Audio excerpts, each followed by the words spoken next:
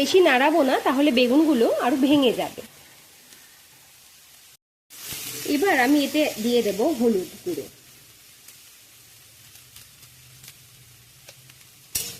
আপনাদের সঙ্গে কিন্তু রেসিপিগুলোকে শেয়ার করে আমার খুব ভালো লাগে। আপনাদের কেমন লাগে অবশ্যই জানাবেন।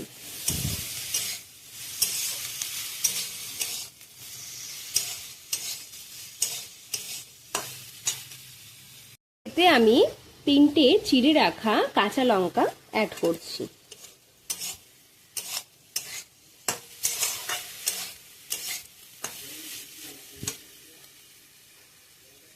পর এটার মধ্যে আমি অ্যাড করব 1 চামচ জিরের গুঁড়ো,